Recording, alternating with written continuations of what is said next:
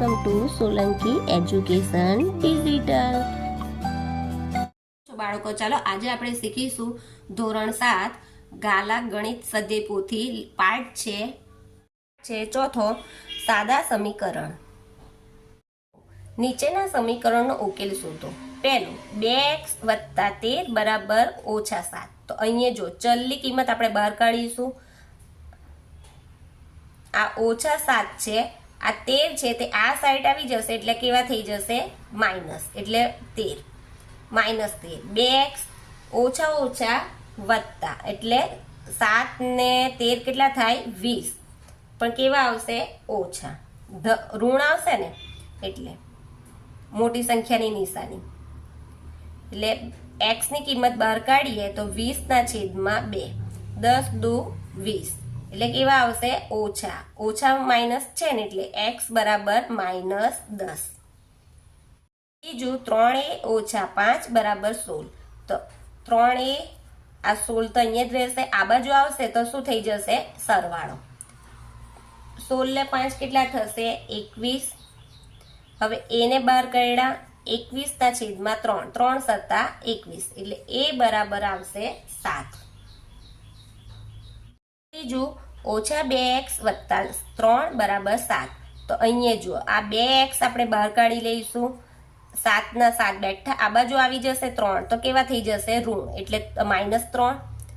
આ 2x 7 માંથી 3 જાય તો 4. હવે x ની કિંમત શોધીશું તો 4/-2 એટલે 2 દુ 4 એટલે કેવા આવશે? -2. એટલે x ની વેલ્યુ કેટલી આવી? કિંમત -2. ચોથું, 15 - 4a બરાબર 3. એટલે આ બાજુ -4 કાઢીશું. આ 3 આ બાજુ 15 આવશે તો કેવા થઈ જશે? ઓછા. એટલે 4a 15 માંથી 3 જશે એટલે કેટલા રહેશે? 12, મોટી સંખ્યાની નિશાની એટલે -12. હવે a ની કિંમત બહાર કાઢીશું. -12/-4. 4 ઓછા વત્તા એટલે a ની કિંમત કેટલી આવશે? 3. પાંચમું, x/2 - 3 બરાબર -5. એટલે x ની કિંમત આપણે ચલવાળી કિંમત બહાર કાઢીશું. આ -5 અહીંયા જ રહેશે, આ બાજુ આવશે તો કેવા થઈ જશે? સરવાળો. -3 કેવા થઈ જશે? ધન થઈ જશે. એટલે x/2, 5 માંથી 3 જાય તો કેટલા રહેશે? 2. પણ કેવા આવશે? માઇનસ, મોટી સંખ્યાની નિશાની. એટલે હવે જુઓ કે x ની કિંમત આ બાજુ આવશે, જ્યારે નીચે હોય ને આપણે ઉપર લઈ ગયા તો 2 × -2 એટલે x 2 = 4, પણ કેવા આવશે? માઇનસ. 16 - x/3 બરાબર 15.